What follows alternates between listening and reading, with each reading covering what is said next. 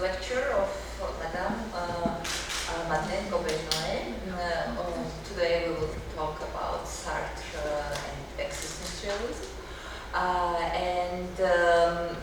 Madame Gobeil Noël doesn't need anymore, I guess, presentation for our audience because you are following during 3 days her presentations and know over this that she was a friend of Simon de Beauvoir and had a close relationship with Jean-Paul Sartre and also many French intellectuals of that time. She had the opportunity to make interviews with Jean Genet, Margaret Duras, François Giraud, and many such big names, let's say, of the time. She was also during 27 years director for arts and cultures in UNESCO, and at the time she was really among few women, only 5, that were working on such a high position in this international organization in that years.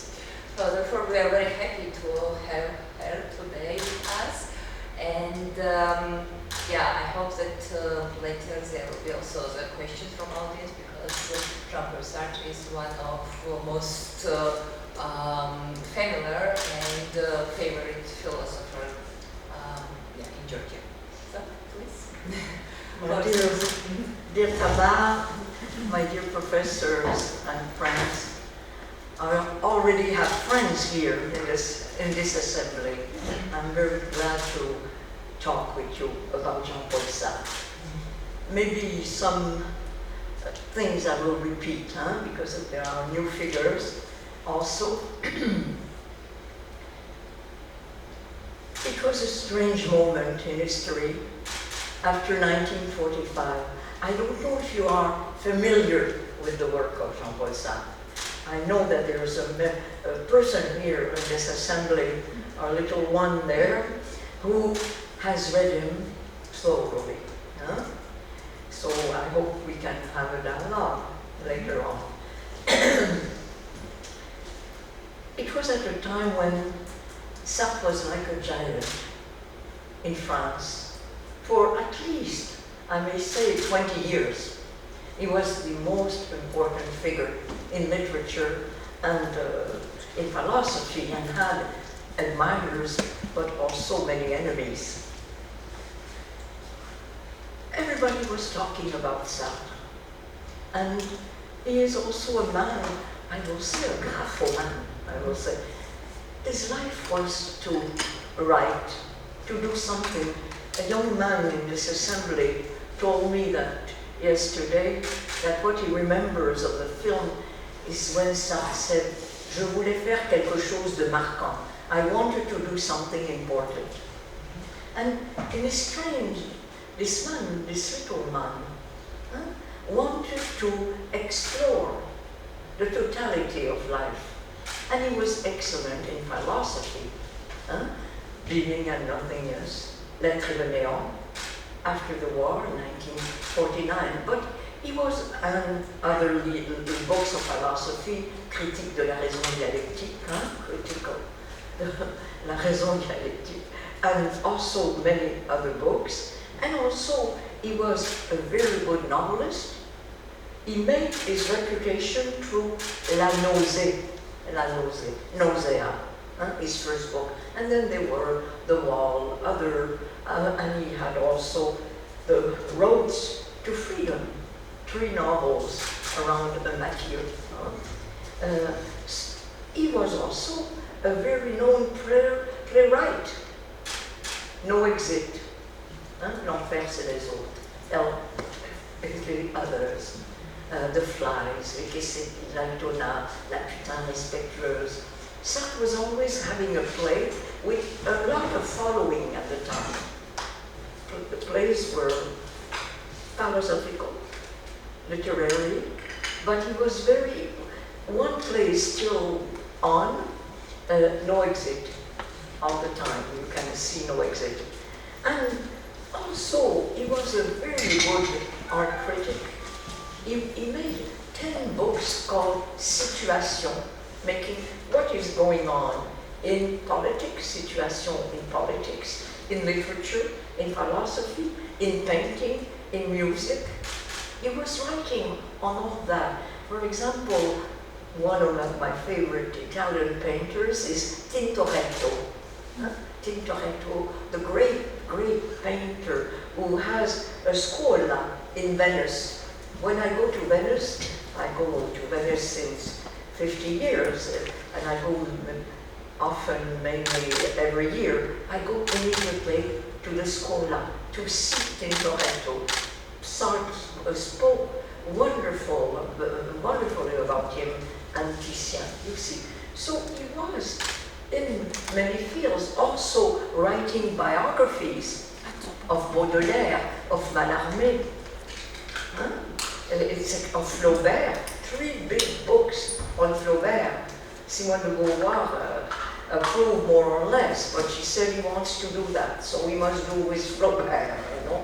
He loved to study Flaubert, which is an extraordinary book. Also, he was engaged politically for the Vietnamiens. He wrote the preface to Frantz Fanon, Les damnés de la terre, the damned on this earth.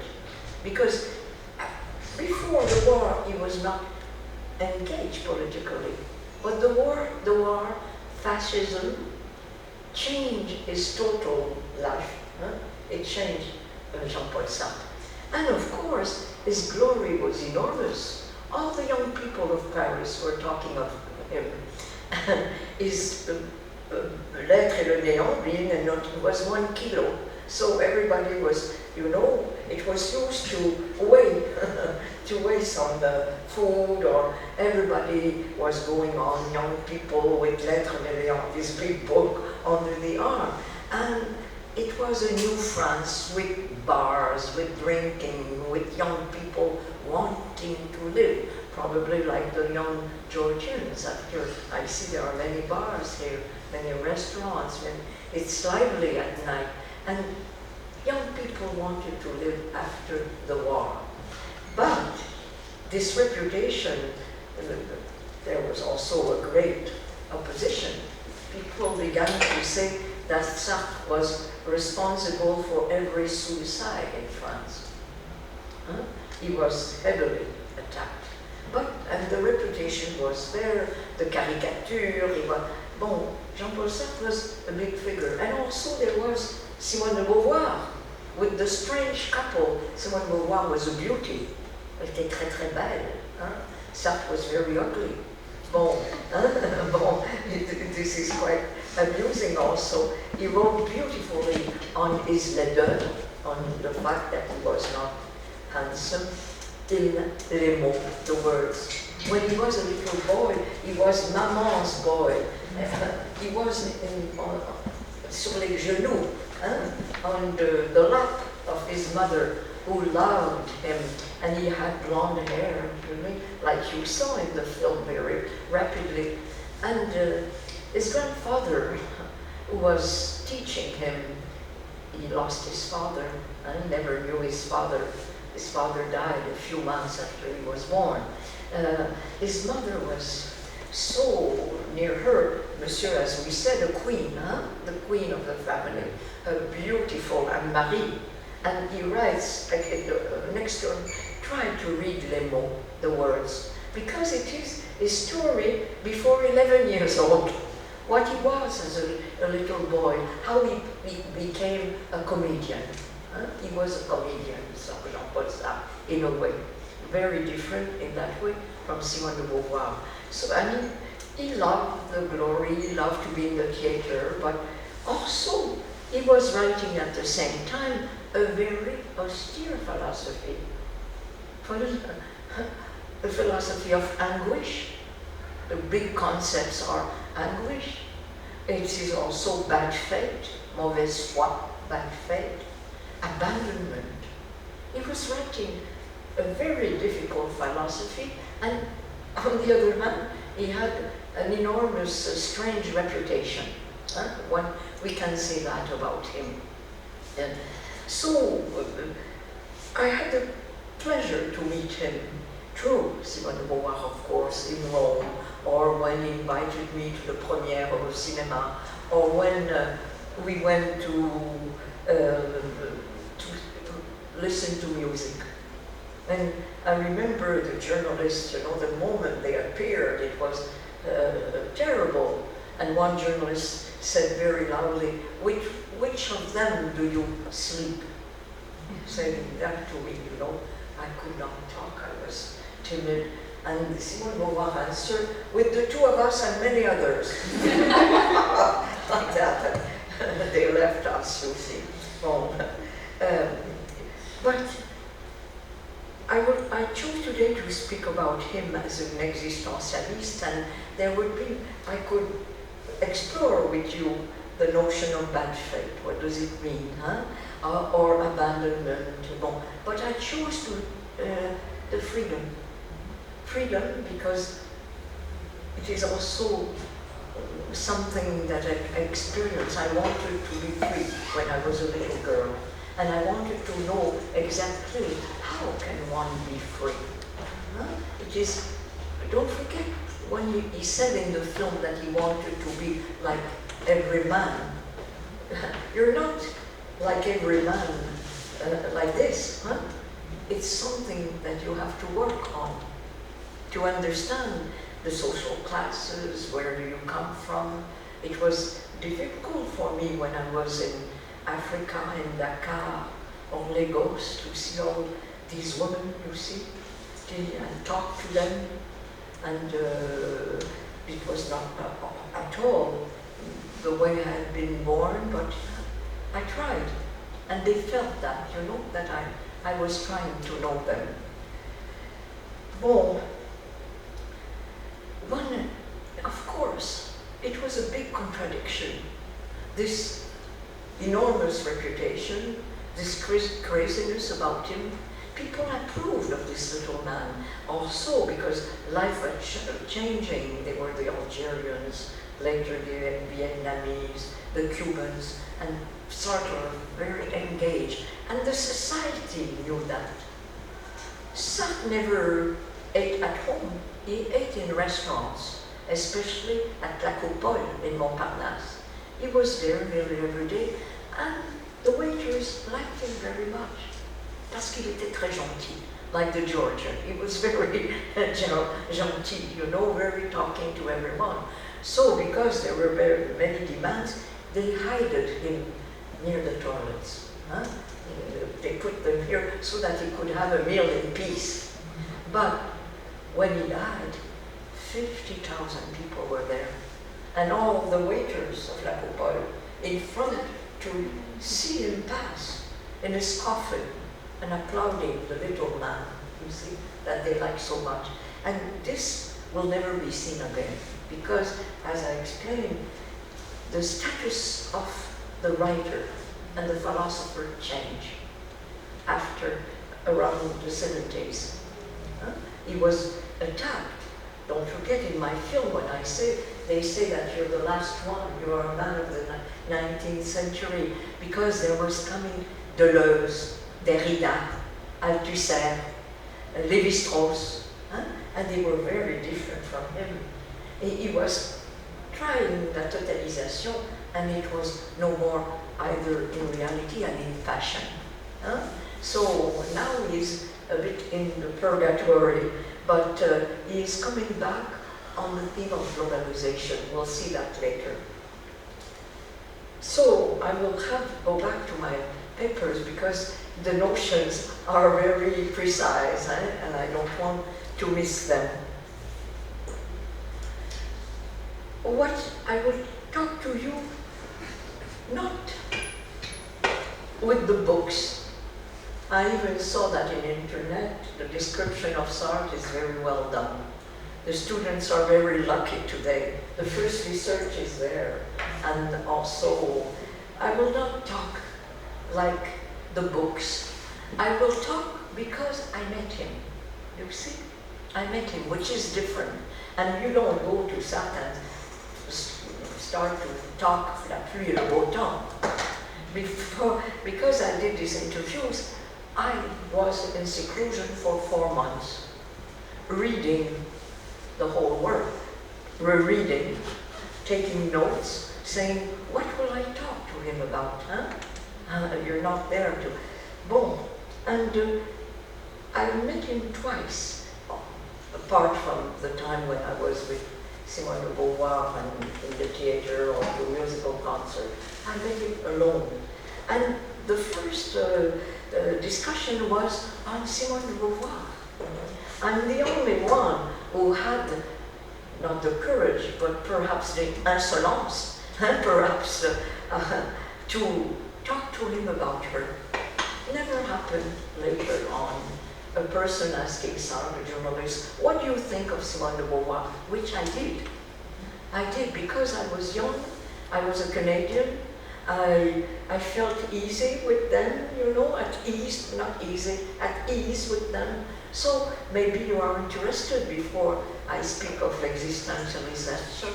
When I asked him, what do you think of her as a woman? The first thing he said, Kamar, is that he liked her so much because she was beautiful. Like many men, he had the answer of men. Elle était belle. Elle était belle. Je l'ai toujours aimé, and he explained that she had this sort of classic face, you see. Bon. And he said, I liked her the first time I met her when she came to the room of the students. Paul Nizan, Raymond Aron, all these writers, to explain to these men Spinoza. Huh? Imagine this girl coming from a women's school, bon, explaining to this man what is Spinoza. And he said, I liked her, she was beautiful even if she had a terrible little hat on her head. Bon. And then he said of her qualities that she has a sensitivity that goes directly to the other person. And he says, I'm sort of a comedian. I talk to men who are like me, who discuss philosophy, and he said, it's boring. And all this discussion with men where we try to outdo the others. But he says, Simone de Beauvoir has a sensitivity that goes directly.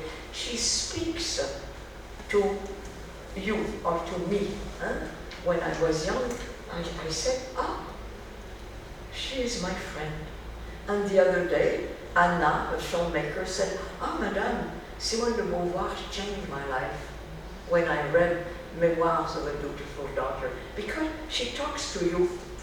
Simone de Beauvoir was not a person who was trying to hide something, or who was, her anguish was the anguish of death and the passing of time. We can come back to that, but she was very solid. And when she was looking at Tbilisi or Rome, she was looking at Rome. When she was with you, she wanted to speak about your problems, what you thought, your ideas, what you were reading, the cinema. She wanted to talk and that you understand that she is with you. Il dit, ça c'est la sensibilité la plus juste, the most fair sensitivity. Now, when he spoke of the writer, he didn't say that she was a genius. He didn't say that she was the best writer of the world, or even the best female writer. He liked Nathalie Sarraute very much, and Virginia Woolf, who are probably greater writers in literature than Simone de Beauvoir. Simone de Beauvoir hated Nathalie Sarraute, you know, because Sartre wrote beautifully on her. And Virginia Woolf, when you speak yesterday of Le Génie, is a woman of genius. Bon, she died, she committed suicide. There's a price to pay. There's a price. And so he said, but Simone de Beauvoir is more and more a good writer. And he said every day, and he finished saying, I am moved by her last book, Une mort très douce. A death, douce, how would you say? Une mort très douce. Not a soft death, but a calm death someone can say the word in Georgian, une mort très douce, which is the death of her mother. Simone de Beauvoir reconciled with her mother on her deathbed. She reconciled and she wrote a devastating book. If you want to read Simone de Beauvoir, I suggest Memoir of Beautiful Daughter. This is the great books of memoir of Simone de Beauvoir. Then The Second Sex and Une mort très douce. It's wonderful. Bon. And Sartre said that, this is what he said of her. He was clear, he was on the albums devoted to Simone de Beauvoir. What he said to me is vastly published, because it's the only time he speaks about her. The second time I was alone in this austere little room, he lived in a room. This man was earning fortunes at the theater. He did not know about money, he was giving money to the people in his life around him. And he wanted to live according to his principles, and he lived in a little room. And I went there, and bonjour, Sartre, how are you? And even at work for months, but I was quand même, c'était Jean-Paul Sartre. And I began, and I said, Jean-Paul Sartre, vous avez... And then I stopped. I stopped to talk. I looked at him, and he looked at me, and there was a silence. Because suddenly I knew that I was talking to Jean-Paul Sartre.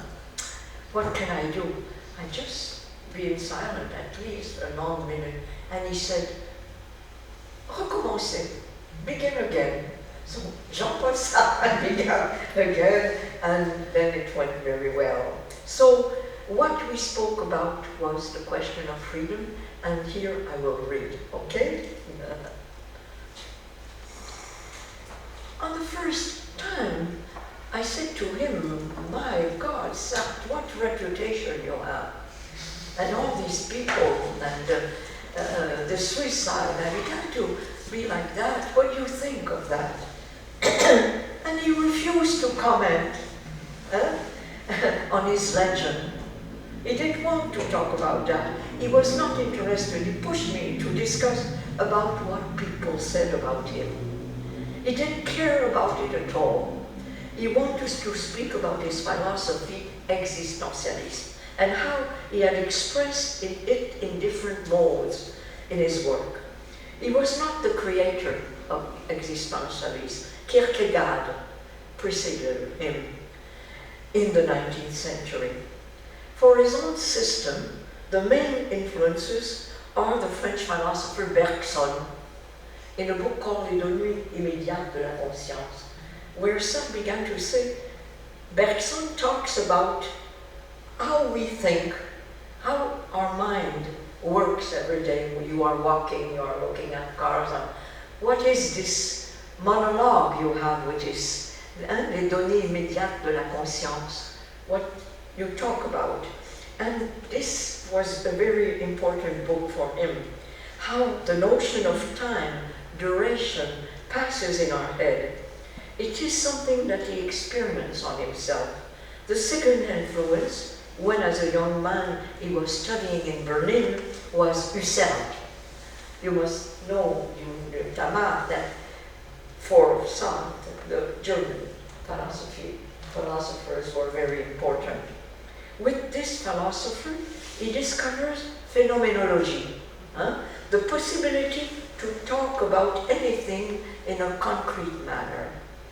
These two discoveries gave Sartre the idea to mix philosophy and literature, philosophy giving a kind of method and literature giving its words. Sartre said to me, I quote him, I wanted to explain the unique and concrete rapport between objects and man, and later between men and other men. Objects, the bottle, and later on, men. Well, what are we doing with the other? Sartre studied also Heidegger, and he wrote La Nausée, under the influence. This book made him famous. He describes a tree, and he tries to understand what is a tree. There's a tree there. What is that? He wants to know what is a tree. A question that never ceased. What are things? What are objects? Who are we? What are we doing in this world? And in a way, a first approach to Marxism. In 1943, Sartre published his main book, L'être et le néant, Being and Nothingness, which established him as a philosopher. It is not a system, more a philosophical project, even if its aim is to explain the total reality of our world to the conscience of the world. The conscience we have of the world. This is what he wants to express. Their existence appears in the fact that it is here, l'être là.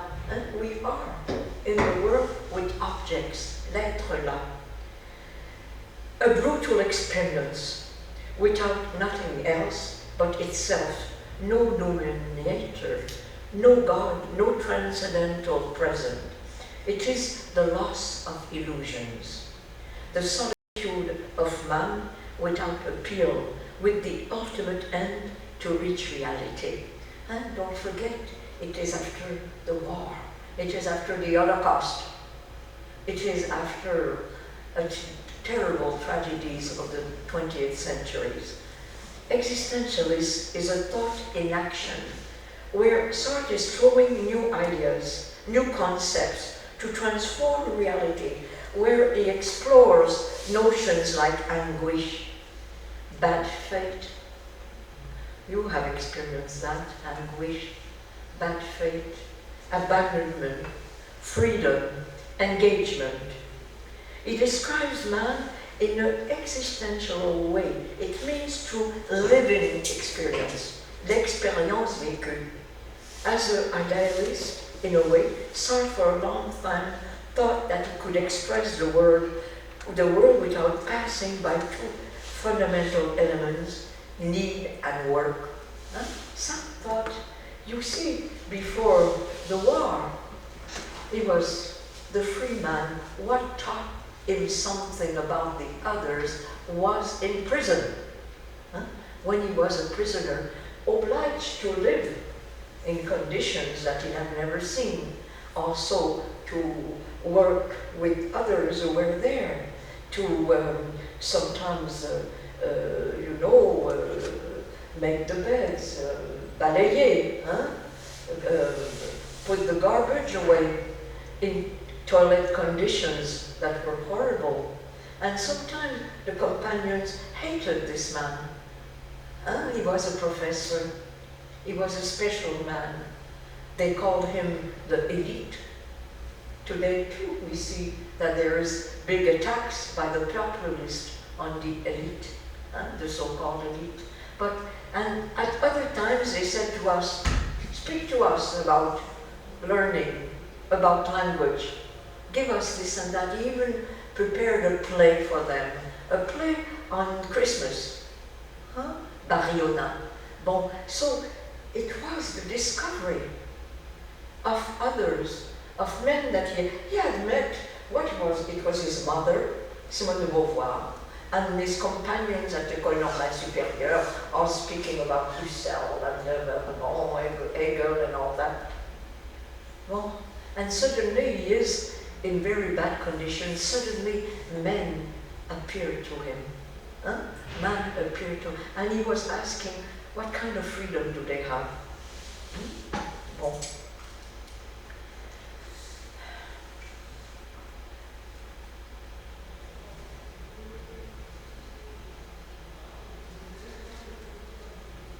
One of the ideas of Sartre through the years that appeared the most interesting was his concept of freedom, of liberté, liberté. I choose that because I'm coming in your country, where the mot liberté is very important to your story that I'm so happy to discover this week. And since my youth, I wanted to be free. It's a passion for me to be free. It has been a constant search, which I still pursue today. And a person of age and an old woman, I try to pursue also freedom. It is what made me write at 15 to Simone de Beauvoir. Simone de Beauvoir and Jean-Paul Sartre introduced to me at one time the writer Jean Genet, who gave me his first interview ever.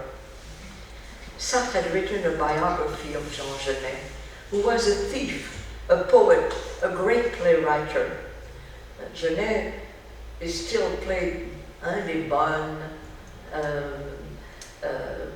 his theater is still on the screen and also on the theater. Genet said to me, when I met this man, a small man, also meeting him in a room, in a hotel room, you know, and he said we began to speak about his life, and also I made a long interview with him, and we began to speak about Sartre, and he said, Sartre had written, I represent Sartre's theory of freedom. Sartre's notion of freedom was very influential among young people, artists, and writers, like, for example, the Japanese writer Kenzaburo Oe, who received the Nobel Prize of Literature in 1994. I don't know if you know Oe, it's an extraordinary novelist. What is freedom for Sartre?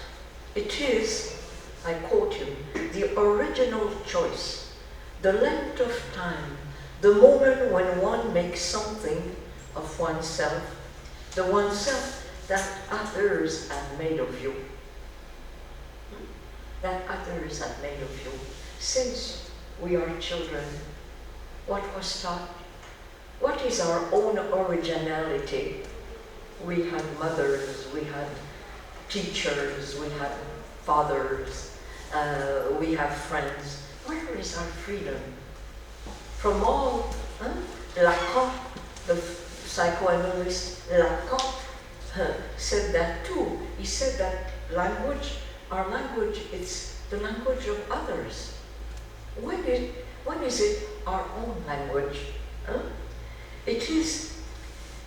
When I repeat, the original choice, the length of time, the moment when one makes something of oneself, this oneself that others have made of you, your country, your parents, your colleagues. Hell is others, said Sartre in No Exit, his most popular play. It means in a way that the others influence our being, that we cannot be somebody also without the others. In other words, Sartre believes that we begin by being made by others, and that if we want to be free, we must build ourselves from what was done to us by the others. It is a dialectical choice, and we will become different from what we hope and from what the others hope for us. What does your mother or your parents want from you, or your masters or the teachers? And how do you find yourself through that? With this notion, if you think of Jean Genet, in the beginning we have the thief, we have the child born in an orphanage, who becomes, through his talent, through his will, he becomes Jean Genet the poet, Jean Genet the playwright, a great artist and a very long man. With this notion of freedom, there is also the notion of responsibility. Sartre wanted his contemporaries to be responsible over their lives and the lives of others. He followed with passion the political movements which transformed the second half of the 20th century. He was near the Cubans, the Vietnamese, the Africans, the Algerians, near workers, peasants, and students. To this point, he gave a preface of a book. A young man would say, "Can you preface my book?" For his writings. To the other one, money to live. and pursue his fight. He wrote articles, made speeches. He was a voice. At La Coupole restaurant, as I tell you, the writers tried to hide him so that he could be in peace and resist people, accept real demands. He was the bad conscience of his time. He was the bad conscience of his time. For Sartre, I quote him, "You are born French, Chinese, Algerian," he would add Georgian. "You are the child of a professor. You are a worker, a peasant, and your destiny is conditioned by something that is waiting for you. If you are the son of a peasant, it is the social structure that will decide about your migration to the city, and what is waiting for you are the machines." Same thing for a migrant. The migrants, it's now the big question in Europe. It is what Sartre named alienation. The fact that in our world, in our society, man is always dominated by objects, products created and wanted by others. The other does not appear directly to us face to face, but by the intermediary of objects. The pertinence of Sartre today in our world of chaos to mondialization and globalization is very actual and could lead to profound discussions. To change one's destiny and condition, to transform oneself and our society, one has to act and to revolt. At this moment of our exchange, it seemed important with Sartre about ethics. I said, you know, I knew that there was a problem with ethics because people about morality, la morale. He had promised to work a book on ethics, and his enemies proclaimed that he was unable to deliver a treaty on the question. Everybody knew that he was against the spirit of seriousness, a smiling indulgence about stoicism, and about resignation. He did not want to resign. But was he unable to write a treatise on ethics and on morale? Sartre was somewhat irritated by my question.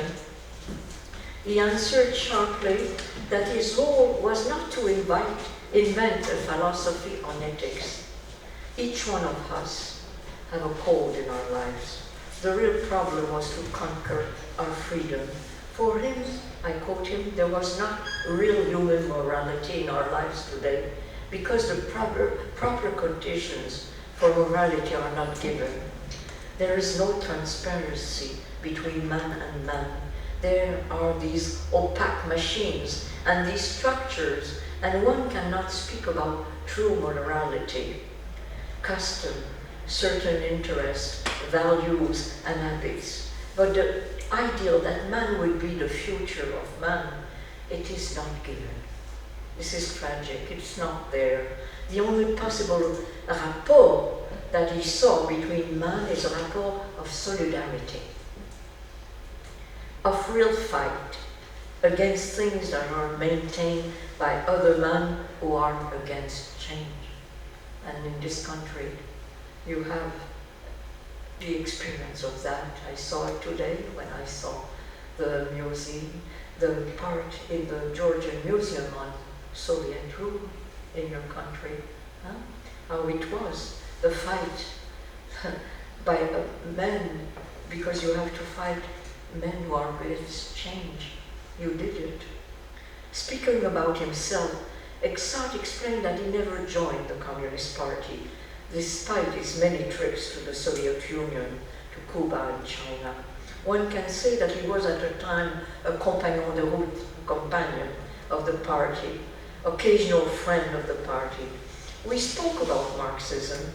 Sartre was a great connoisseur of the subject, and he wanted, at this time in 1964, to explore the notion of what is a person in Marxism.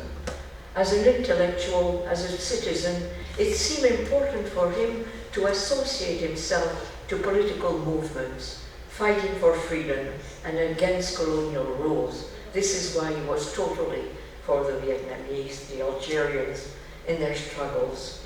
His role as an intellectual was to write and think without any limitation.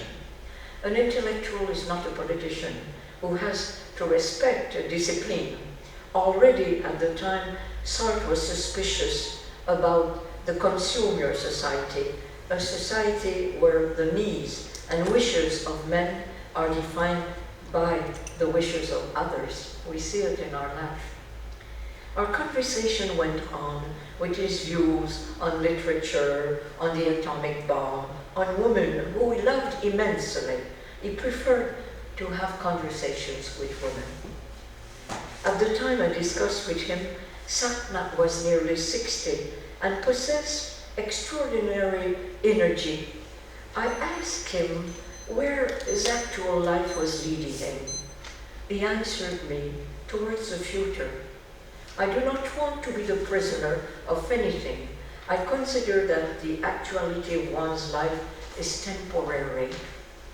And I can change if necessary. One can find it in the persistence of a child's illusion that you can always progress, be better.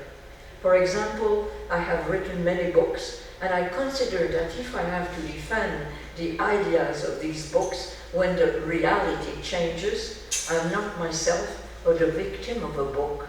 I defend, I must be free, available. I do not feel engaged by what I wrote, yet I do not repudiate what I wrote. And the conversation went on, and we parted as friends. He said to Simon de Beauvoir that he had been happy with our meeting, with our encounter. I saw Sartre again in 1967 for the Portrait, the film you saw, where he was as usually very courteous. He was a man with manners and gentle, especially with women. And don't forget that in the film he concludes that despite numerous projects, he said, "L'œuvre est faite, the work is done." He said that when he was 62. 2 years later, after the film, he was blind. Sartre was blind, and it was very difficult because as a graphoman, he had to read what he was reading. I know writers who dictate, who have another way, but for him, it was the writing. He had to watch each word, and he could not. So, however, he never complained. He never spoke of his blindness. Until his death in 1980, he never stopped writing. He was forced to dictate, but it was not what he wanted. He never stopped to learn, to love, to work for a certain cause, to travel, to revolt. You see, there was always a woman in Rome where he spent the summer, and going in the car with Simon de Beauvoir was too long for him. So there was always a woman, a friend, bringing him to the airport, putting him in the plane, and a woman was there to bring him back from Rome, where he spent for 40 years the summer. As I mentioned before, at this time of chaos, of uncertainty in our world, as I mentioned before, where the inequalities are putting our societies in danger, the figure of Sartre is very much actual with his message of revolt and hope. I thank you. Voilà.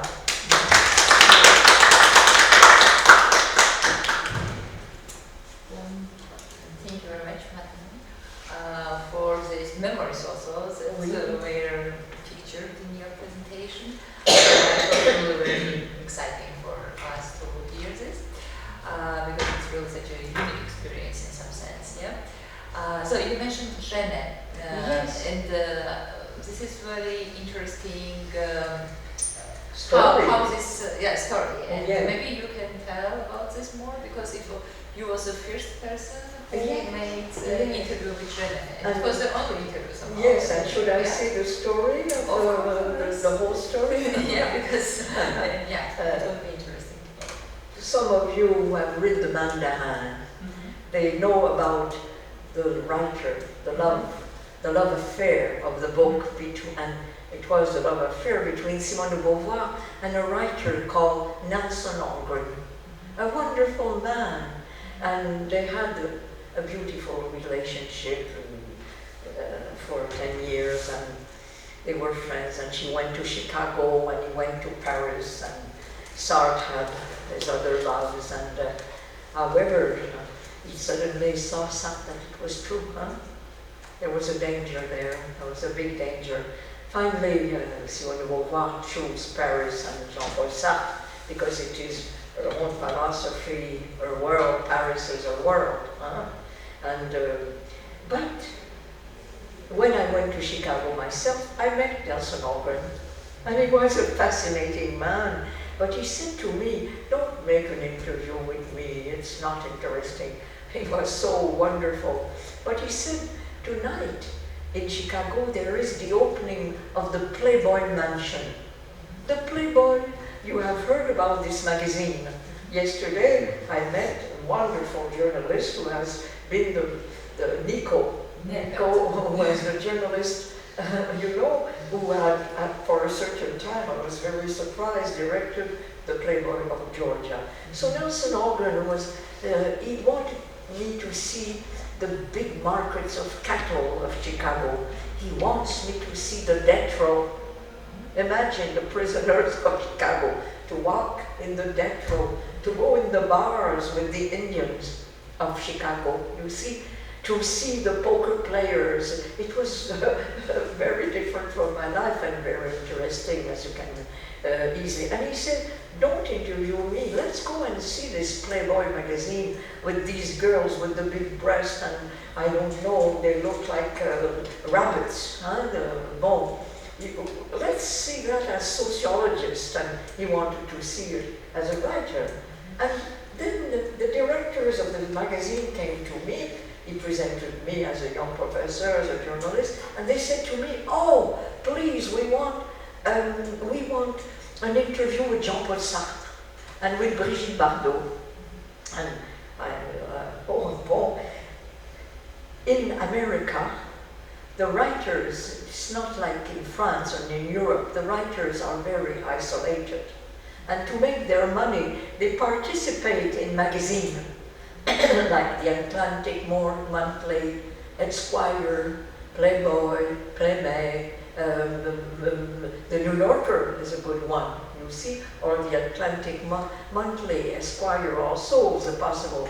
But in Playboy, they were asking great writers, there were all these naked women, but also great writers, to give solid interviews. So when I was in Paris, I'm a Canadian, North American, I understood all that. So I went to Simone de Beauvoir and said, they want Sartre and Brigitte Bardot. She said, never.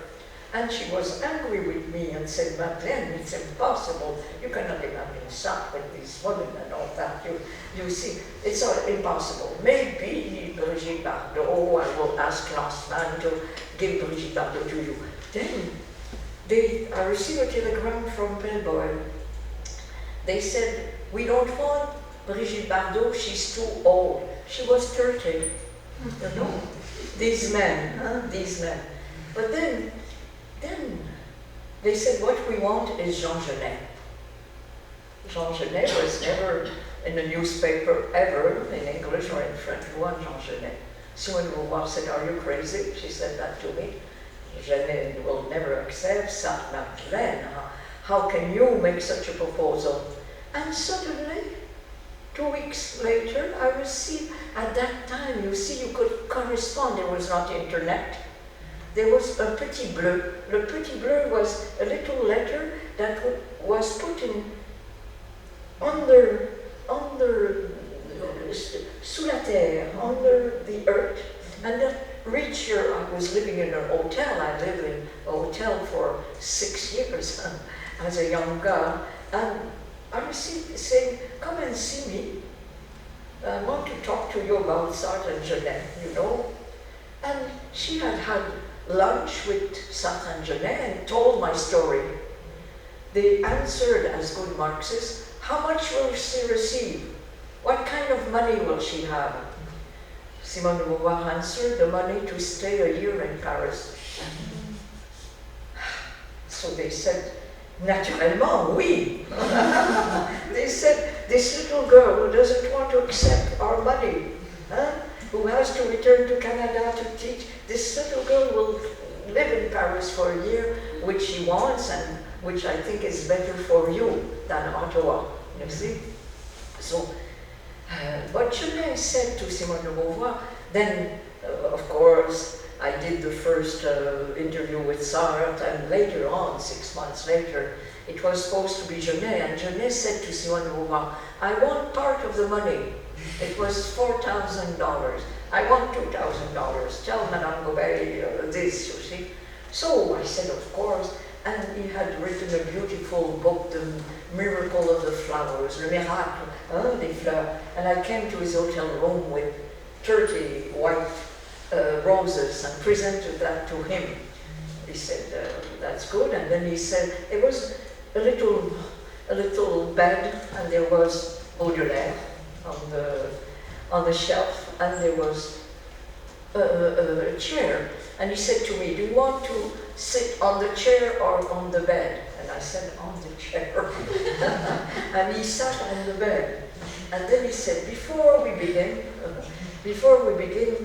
I must recall that you must give me $2,000. I said, oui, naturellement, oui. And then he went on the bed like that with his legs and looked at me and he says, do you think that I would take 1 cent from a little girl like you? It was to anger, it was to irritate Simone de Beauvoir. That's a good line, that's a good line. It was, I wanted to, c'était pour enrager Simone de Beauvoir. Bon, because Simone de Beauvoir was known like a papesse, and was a very serene, a very severe person, because journalists could interview some. They had to, like Mia Bagrazze, Simone de Beauvoir spent some time with Mia because she wanted her not to be a fool in front of Sartre, which she was not. She was wonderful and was much more cruel than I was, you see. Bon, so Genet just laughed, and then we spoke, and he answered. And this interview, I was 24, he's now in the complete works of Genet.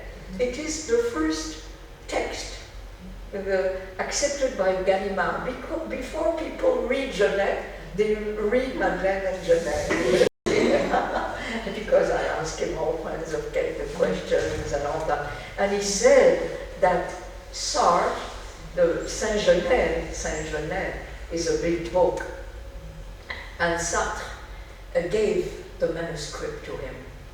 The manuscript saying, I have talked to you about you very thoroughly, and you can destroy. There was no copy. In his handwriting, you can destroy it. And Genet was stunned by what Sartre said about his childhood, about homosexuality, about, the theory of freedom and all that. And he was stunned. He gave Sartre back the book. Imagine to read Jean Genet, and suddenly everybody is talking about it is one of the best books of Sartre. But for 7 years, Genet did not write. After the book, he was too impressed, too attacked by Sartre. And this book gave a way for his theater. He reflected on freedom, and it became the playwright after this book, but it took 7 years. So that's a good story. It's very funny also. Yeah, it's a very interesting story. Yesterday you have mentioned that Simone de Beauvoir is not translated yet in Georgian, but Genet is translated. So we have in Georgia. Yeah, it's the second sex. We were talking yesterday about the plays are translated. The poems, the So poems. Jeunesse, Notre Dame de Fleurs. It is translated in Georgian, and actually his play, The Maids. It's possible to see The Maid. Yeah. It's a great play. Yeah. The Maid is a great play. Yeah. And the poems, the poem d'amour, Yeah. the love poems are extraordinary. Yeah, so when me personally, I'm listening to you, I have such impression that Sartre was a little bit complicated in personal relationships towards writers, towards Simon de Beauvoir, and to everyone, more or less. Yes. How was his personal relation towards Martin Heidegger?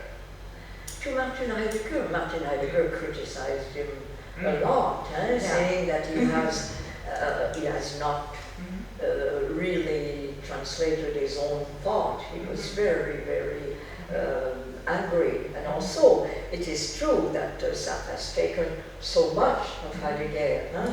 It is from Heidegger. What is original for him is what he did, what he did of it.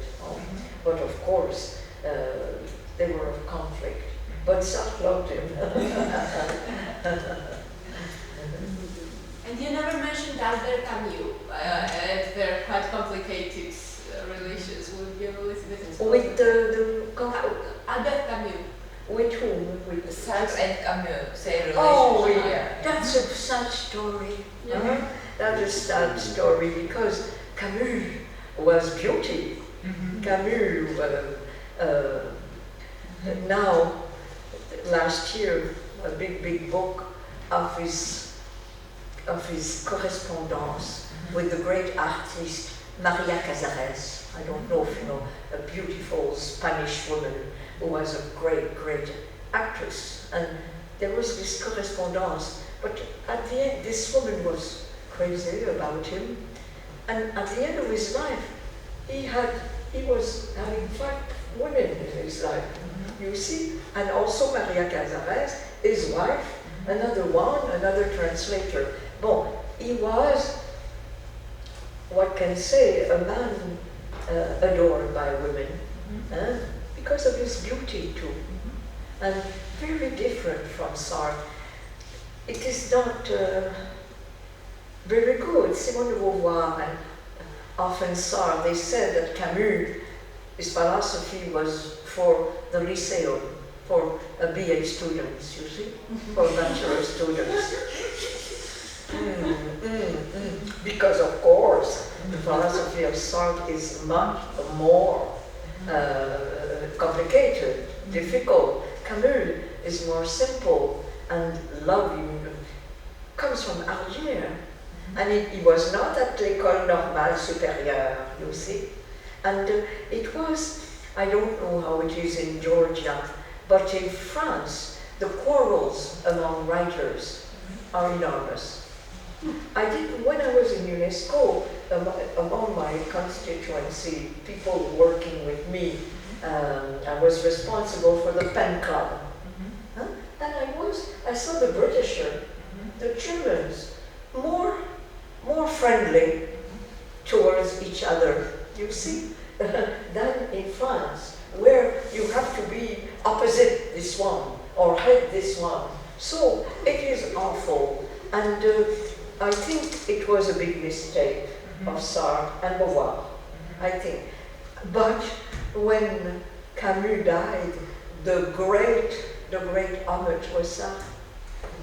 The best thing that was written on Camus was by Sartre, where in a way it was a contrition, because he has not been, and Camus was very devastated by the mépris, or the thing that Sartre and Beauvoir thought that he might be second-rate towards them.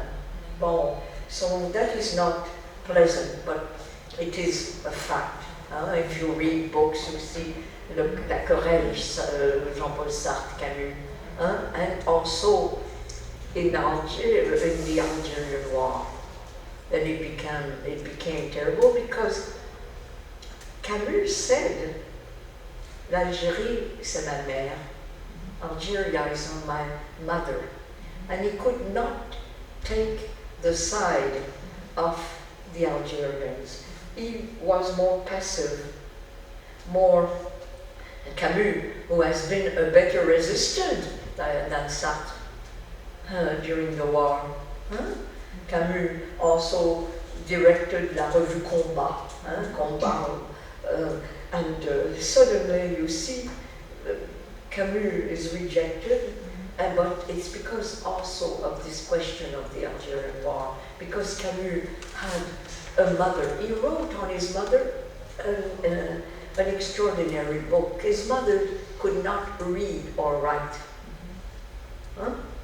Well, and he wrote on that, and he was on this side, and he didn't know, the group of Sartre. It's not, ce n'est pas étonnant. I'm not surprised that there was bomb twice, Sartre, because one of the person in the film called Francis Janson was a man who had valise of money and arms for the Algerians. And it is still in France a terrible question. A terrible question. Now people, you see that every Friday the Algerians, the young people are on the square. I'm sure Sartre would be immediately for them.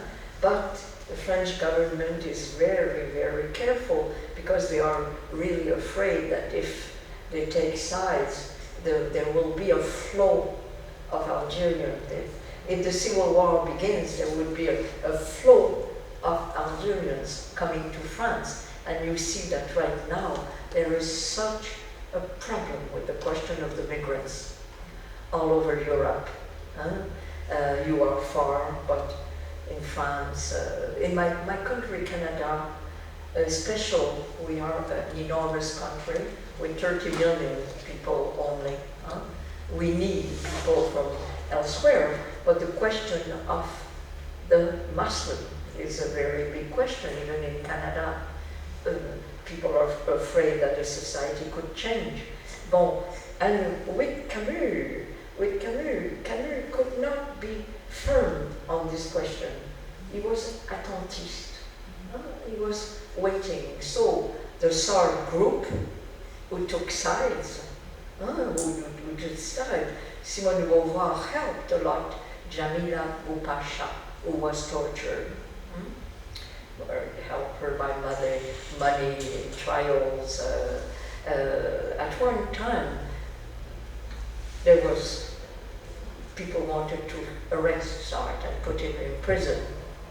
And it is de Gaulle who said, you don't put in prison Voltaire. And they left him. But there was strong hatred, and the apartment, in this apartment, you see a child, Malraux too.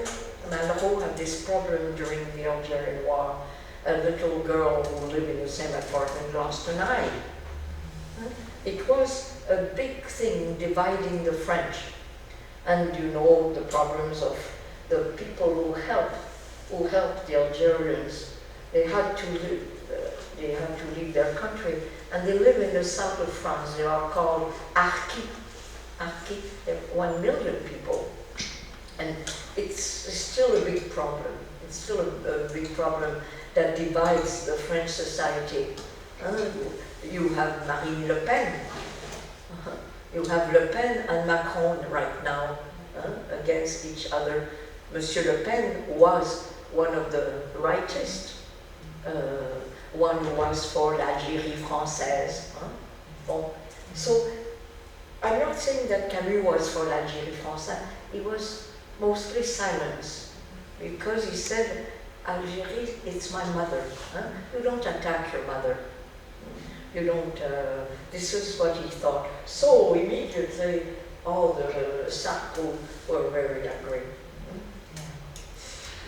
So you have mentioned already that Sartre was sympathizer of Communist Party, yeah? Oui. And actually, already in 1951, Hannah Arendt published her great book, yeah, so The Origins of Totalitarianism, and there she has actually criticized persons like Sartre. Yeah? Of course. Yeah, so how course. was actually Sartre's reaction, if it's possible to recall, let's say? Sartre was always a calm man and intellectual, you see. He could respond in writing, but you see, people said, there was Raymond Aron also, who is the father of Dominique Chapner, a very good philosopher. He spoke, Aron was for America, he was for the free world, Sartre too, but there was in Sartre a strong anti-Americanism. For him, you see, there would never be a revolution, which is true, and he thought, in his naivete, that the revolution, the Russians would do something, the Chinese would change the reality. They changed it, of course. Here, I was surprised that meeting one or two women doctors, I said, how is the situation, how are you? They said, it was better when the Russians were there, when the communists was there. I looked at them, you know, I was, and I said, I couldn't talk. I said, is that possible that today a doctor, is it because a doctor had a better status at that time? I don't know. Maybe these people had the nostalgia of their youth, yes. so it's quite possible. Yes, and people think, and myself, you see, that the companionship was a bit too long. Being a Canadian, I could not understand this, you see. I was not very political on these matters. I never was a member of a Communist Party. I never, you see, Julia Kristeva wanted to be accepted by the French and took the nationality. I never took. I remain a Canadian. I think I'm, in a way, in exile in Paris, but a good exile, as you know. But I think I am in exile. I'm a cosmopolitan. I love many countries. The countries I love most are France and, of course, Italy, where I live often. But on coming back to that, it is true. I think he had an interpreter, Lena, who was also a lover, and he went to see Lena 14 times. He visited, and it's true that when I asked Simone de Beauvoir, accompanied him, and there was Lena, and right now people would like to know the letters of Lena and Sartre. Yeah. And probably was Lena a member of KGB, or was she a spy? It's possible, we don't know. When will this correspondence will be published? Question mark. It will maybe show another Sartre.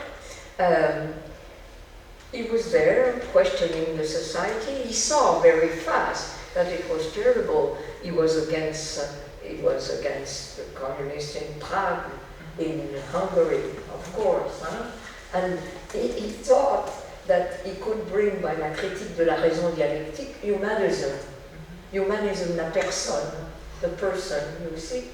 But I was asked, for example, maybe I said it before, to do a preface to the book of Simone de Beauvoir on China, and I didn't do it, you see, because this admiration, this total, I think, deafness, blindness in front of the situation for a little while. He's more compagnon de route, and he was there, and he saw this person. He didn't like too much Solzhenitsyn as a writer, but I think this can be questioned. I am with you on this, you see. I'm not, you see, I was in the second circle of friendship, not the first. I was not a lover of Sardis or the Bowuari. I was Madlene, you know. I love men. When I spoke to Simon de Beauvoir, I always spoke about men and sorrows or what happened and this one and bon, you know, like the life of that you have of the life of a woman. And we spoke about that, and she knew that with me it was not women or bon, and not with them. You see, it made me very free in a way. You see, I met her friends. It made me very free and able to judge, to judge or to make a comment. I understand why they were like that, but I can say it's too much, especially when I go to the Georgian Museum and I see what happened to some of your artists and some of your writers, and you see, I'm very moved personally about that.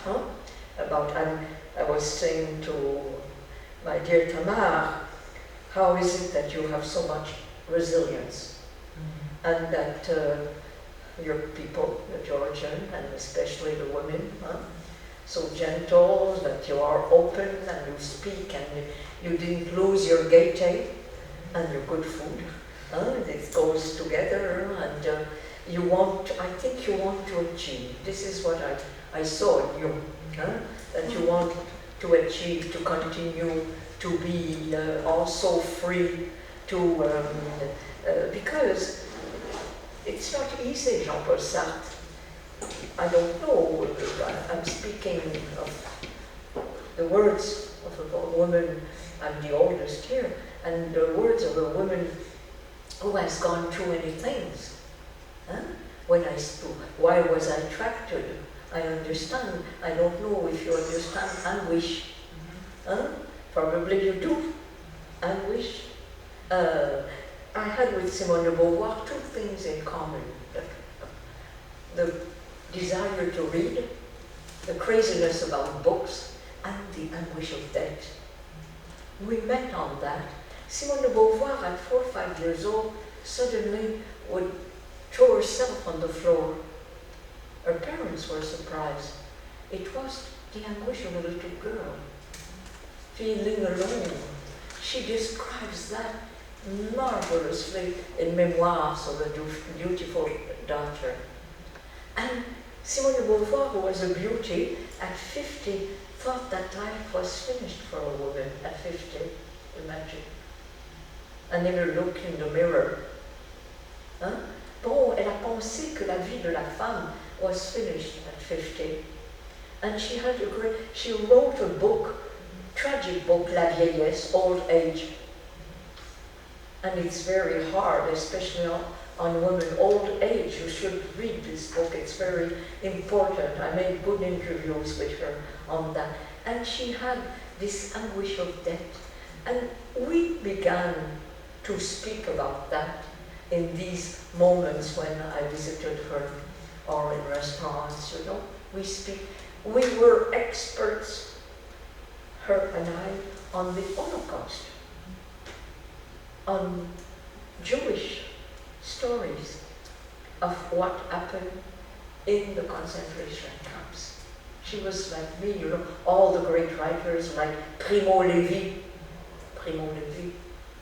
the great writer on that, David Rousset, all the great writers who wrote, I have a whole library on that.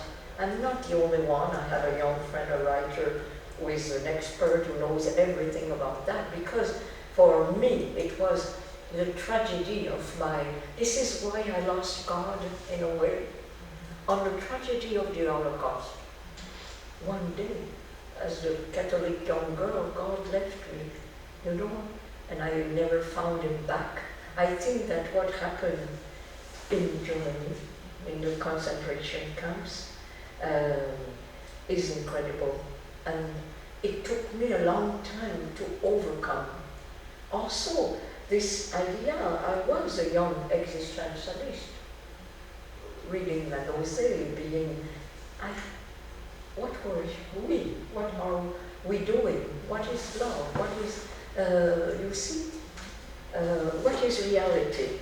So we have this in common, a great anguish, and throughout life, throughout psychoanalysis, also through talking with people, and after all, as we having a good health, you see, and being able to meet people like you, to teach, to work in UNESCO, to try to go with the, I did a lot of work the last 4 years for the migrants,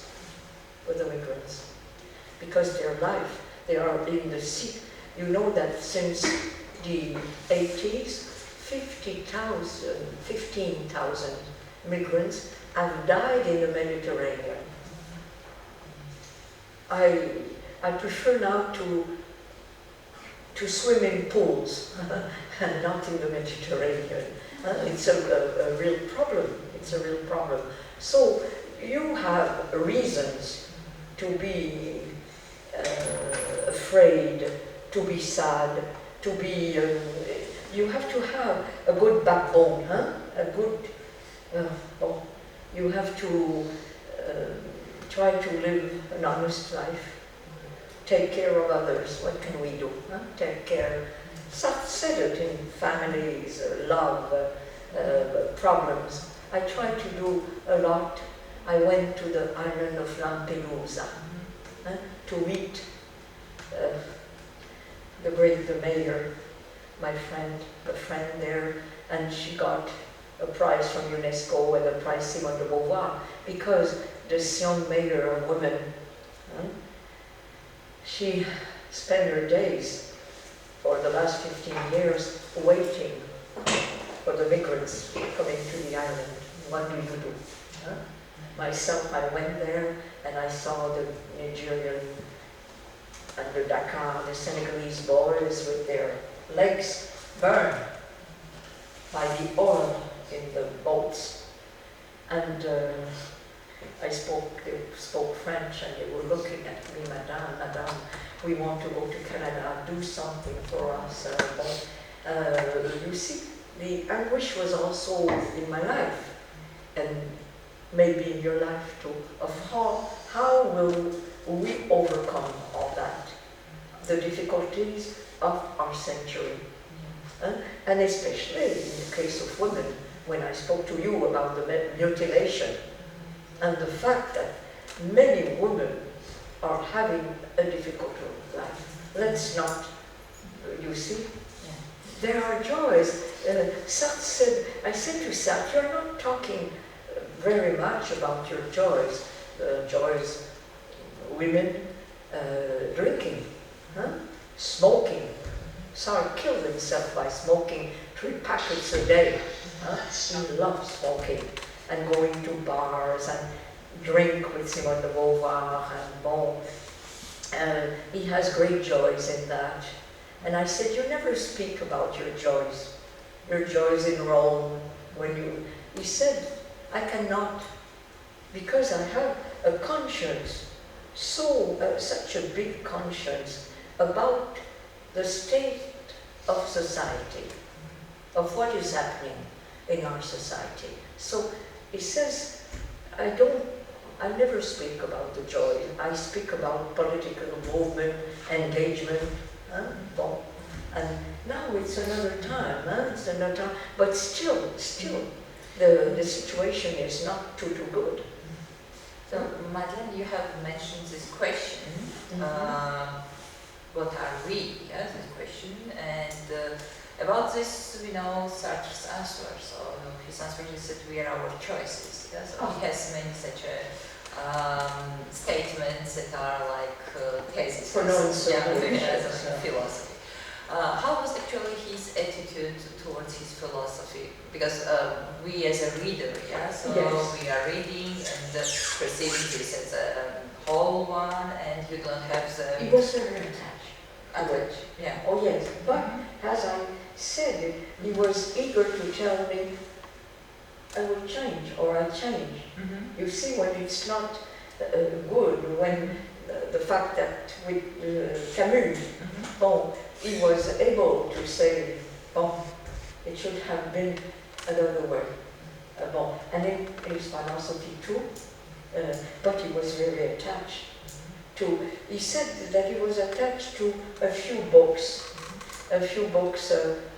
Being and Nothingness, La Nausée, The Words, No Exit, and that's about all. He said, maybe will I be remembered for that, but I want to be remembered as a man living in the milieu I lived, and at the time when I lived, you see, making mistakes with Russia, with United States, with the life, with the Cold War, making some. I want people to see me, and this is, I think, your aim, Tamar. You told me that the first day. I want to be known in my historical time, in my historical milieu, when there was this great battle between America, you know, and when America was strong and wanted hegemony and all that, you see. And there were all these countries, the Cubans, the Algerians, all the ones who were free. Because I go myself I went to Tunisia, to Algeria, to Morocco, to Tunisia. What do I see? A poor society, a terribly poor society in the old city. I was even attacked. Imagine a young man threw me on the ground, you know. And there was an Algerian man who came, and I went back to my hotel, and friends say, you must leave the country, you know. I said, no, it is because there is now, with the revolution, it's very complicated. The revolution, good days, huh? They are free. They are free from Ben Ali, who died, by the way, yesterday. But the situation didn't change very much. They are poor. And in the university where I go, the professors are complaining that they are losing the students who are going to private school and private universities. And the system in Algeria of university was very strong. The public university was very, it came from the French, but it was very solid. And suddenly, on the time of Ben Ali, at the time of the dictatorship, of course, they send away all the French professors and all the foreigners. Bon. But now, with the revolution, they are alone. And it's now, in the election, the elected one candidate is in prison, and the other is also a very firm man. So it's very difficult. It's a very difficult revolution. Yeah. To come back to Sartre and Simone de Beauvoir, so you mentioned yesterday that Simone de Beauvoir was many times, for example, attacked in cafes or in public spaces by Catholic women and so on. Yeah? Was the same case in the everyday life of Sartre, for example, or was he also attacked by some religious people also?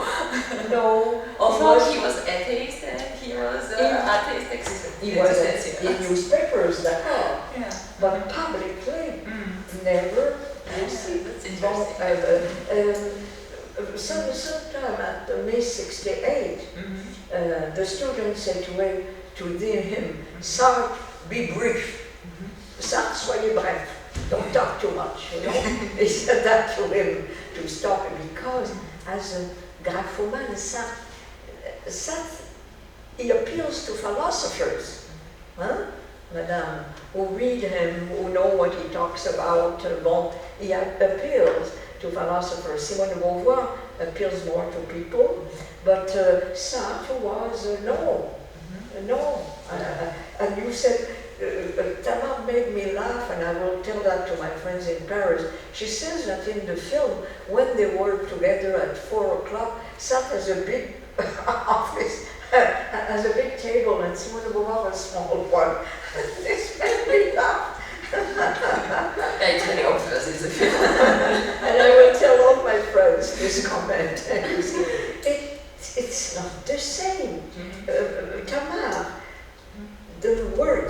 of course, that was treated salaud, traitor, like that. But Simone de Beauvoir was attacked. The attacks were sexual, as it can happen to women. The attacks were sexual, like when I told you yesterday that today women can have affairs, and people are more accustomed. But I always say to the young girls who talk to me, don't boast, be secret, be discreet. I tell them there's a rule that my father gave me as a rule, be discreet, you don't have to, and to have real love. Love is something so extraordinary, so close between a man and a woman, that you better shut your mouth. And it's better to be silent and not brag around, because it's still, people would say of a woman who has a private life, that she's a prostitute. In France, we say she's une pute, horrible words, you see, often. So it is true, it's a different, it was a different attitude. So this is why also, in her later years, she didn't go to cafes very much, except to restaurants with certain friends. And sometimes choosing restaurants, not La Coupole or Le Gnome or La Palette, where you know there could be an attack. And in the later years, she was an iconic figure in the end, an old woman, and on the contrary, people were more respectful. But Simone de Beauvoir was not a woman who went into society. You know, they never went to dinner with, in a house of a person. Some love restaurants. It was something that was not too personal. He didn't want to be, il dit, je ne veux pas être dans le ventre des personnes. I don't want to be in the insides of people. So he was better in restaurant. He didn't go to France like that. C'est très spécial, hein? Yeah. It's very, very special for you, huh? Yeah. But you have mentioned many times that with 50 somehow there was really change in Simone de Beauvoir's life, that she has decided not to look at mirror after this, and she didn't care. And she was no more coquette. She was no more coquette, and put all these rubans sur sa tête. François Giroud made a terrible statement on that. You see, François Giroud was a coquette. She said, Simone de Beauvoir wears the head of the concierge. It's terrible, you know. It's terrible. She said, but Simone de Beauvoir did not want to go to the hairdresser all the time, you see. From other time, yes, but she didn't bother other time. Yes, she lost la coquetterie, but she always loved, if I was a coquette, had a lovely gilet or something, like that, comme c'est joli, like that. She liked that. You see, she liked to comment on your appearance, like to comment on that. But would you say that maybe there was a reason of this, that lifestyle of Sartre, that he had always such affairs? I think there will be revelations on that. Finally, if you read the last books on Les Carnets and also the years before Sartre died, people said that she had been very cruel to describe him when he was blind and he was not in control of his body. I don't reread these books where she described her old companions. I think she wanted to be true, you see? She wanted to be that sincere. I can judge that it's not necessary, it was not necessary it's books that I don't like, but it is a sincerity. Sartre would never be like that. Sartre was a very polite courtiers. They always said vous and not tu. You see, vous. And they always treated each other very well, as you saw in the film. They laughed, they talked like that. But the death was hard. Huh? The last years of Simone de Beauvoir, she lost her companion, and she drank a lot at the time. You see also, let's say the difference, when she was in possession of herself in the early 50s, one day she was responsible also for the money. Sorry. She went to the bank to bring. Sartre did not know. He just wanted to have les francs or les euros in his pocket and to distribute, you see, and to pay what he had to pay. But Simone de Beauvoir went to the bank, and she went in his building near Montparnasse, a very ordinary building, and there was a man who attacked her. Poor Simone de Beauvoir took the money, 5,000 francs, and she fell on, and he took a bâton, une barre de fer, and hit her on the head. On the head. Big mark here. And then a door opened, and an Algerian family took her by the legs, and brought them in their apartment. And then I went to see her, Castor. I was so happy. It was disastrous for me to see my friend with this blood. And what she said was, she was talking about this family who had saved her, and not about what had happened. This is her. This is this woman. Huh? She was saying, you see, Madeleine, they saved me. And I'm so grateful to them. I was nearly in tears. I didn't want to show. And I was telling that the day of her funeral, I went to the hospital, and they brought her, and I saw her with, she had her foulard, red, and here was the mark. I look at Petit Castor and I saw that, you see. For me, it was a big blow and a big moment of anguish and of sorrow. Huh? But it is true that the last years of Simone de Beauvoir were quite sad. She has lost her companion. She had lost her son, whatever but she had lost le compagnon de vie, le compagnon de vie. And it is true that the last days they brought, I saw her in a restaurant. She invited me the day before her operation.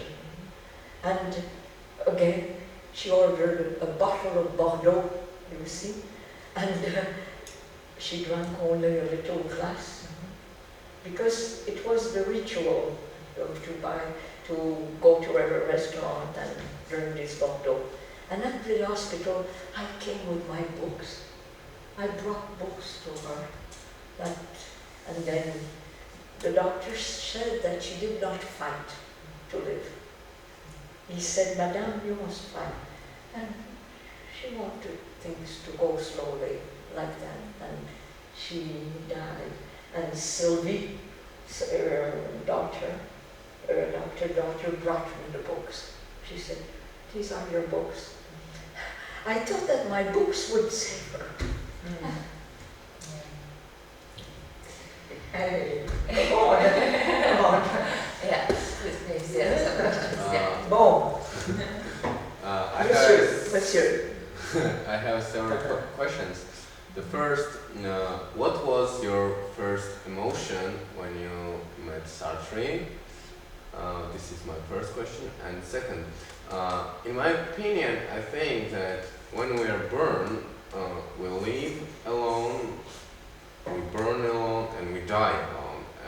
And how do you think, or you know or not, Sartre realized that we born alone, live alone, and die alone?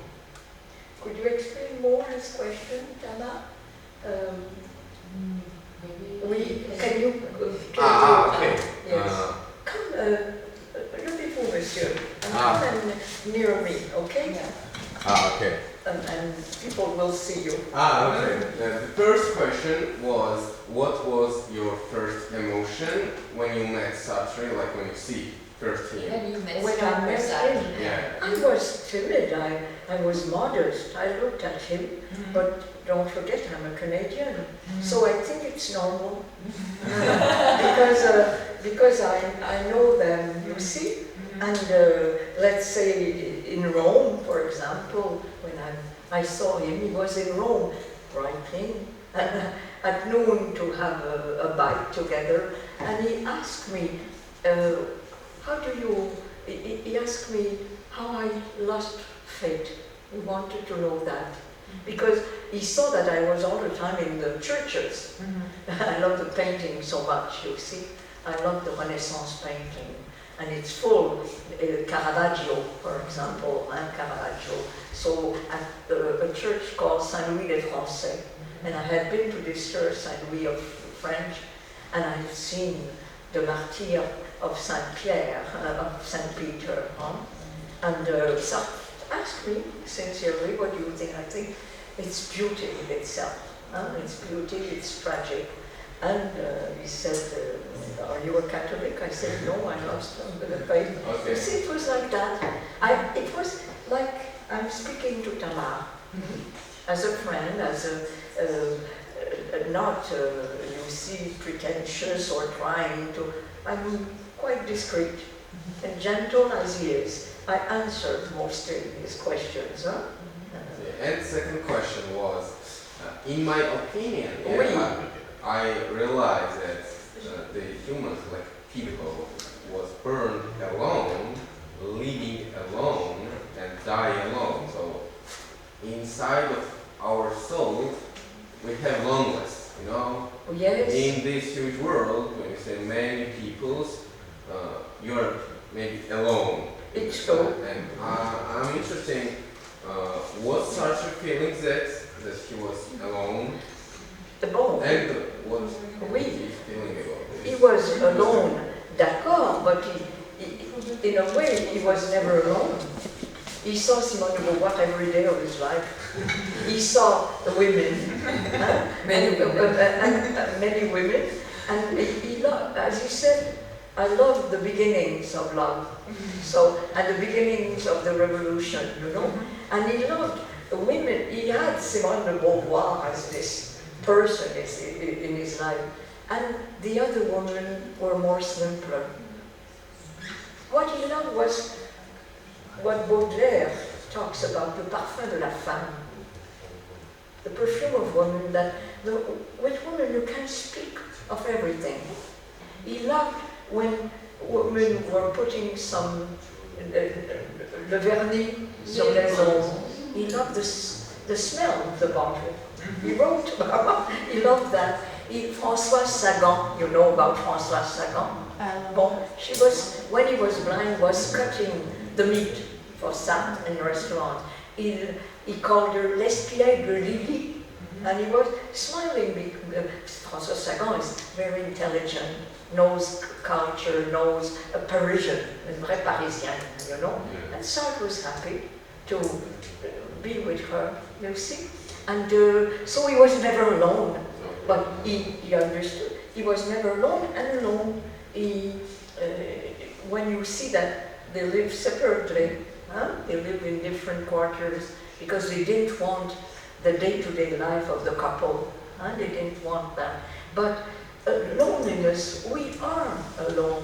When you think, especially, I will never forget your speech about when you spoke about the génie, the genius. When you think of a person like Virginia Woolf, who died alone in the river, you think of Anna Arendt, who was so much in love with Heidegger, and what happened.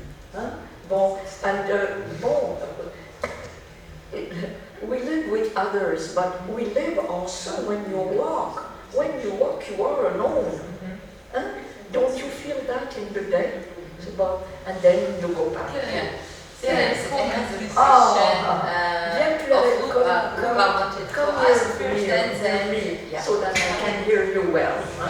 Come near me. My question was, as our theme of this you can tell lectures it in, was, you can speak in Georgian and she will translate. I So you can can put it on again. as our theme was women and women in philosophy and thinker women, we haven't mentioned another name, which was Simone Weil.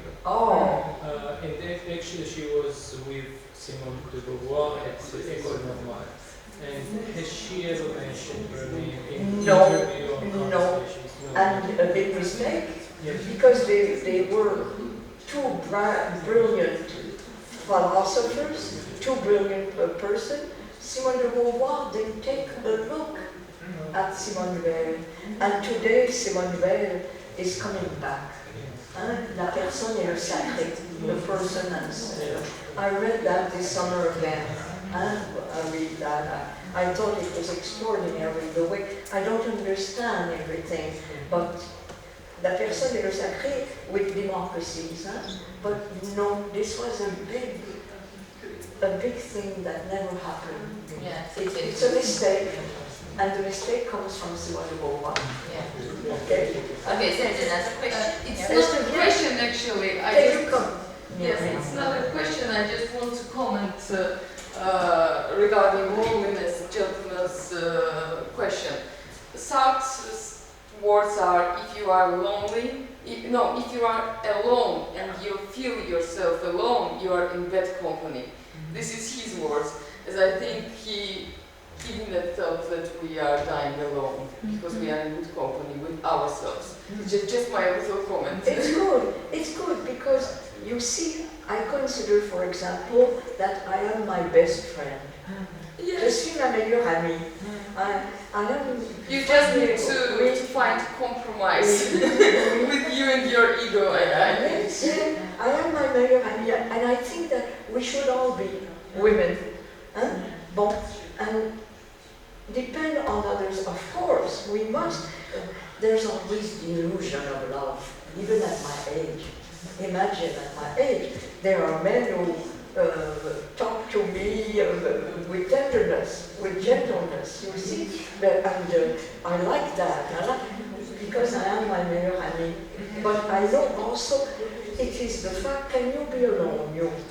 Can you be alone with yourself? You are an existentialist. But it depends, can you see, myself at home, I need days alone, days, because I give a lot to others, I talk to others, I try to help.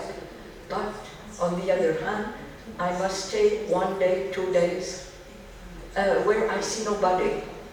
And I sit with my coffee, my tea, and I read. I read a book that I want to read, and I take a whiskey by myself, because I am my meilleure amie. And I think this is very important, not to depend on like the mothers who depend so much on their girls, and it becomes a heavy burden. And love also can be like that. Madame, oui. And it takes a long life. It takes you see, why is it Simone de Beauvoir right now, much more in fashion than Sartre? Why? Because she's always speaking of l'avenir, the future. I wanted to ask if there are some questions. I must say my dear friends, that I have been more frank with you than in most countries. That's great. We appreciate this really very much. Yeah, thank you for this. Well, good evening, and thank you for all these awards because it was a very good experience and very interesting facts about Simon de Beauvoir and Sартри. And I just want to add a little comment. A comment? Yeah, but you said that we are not alone if we are good company. That was such a great comment. I want to add a little bit that we have art and music, paintings, and all this beauty part of human beings. And Yes. I think that when you're doing something to express yourself, that means that you feel your existence and not only your existence. Yes. So this is my small comment, but I think that art is a great way to feel your existence and feel that you are not alone. And there are many humans who feel something like you feel, and this is much more. It's good. This It's is a good great ending. comment. Let's finish with this comment because we are out of time meanwhile. And thank you very much, Madeleine, for this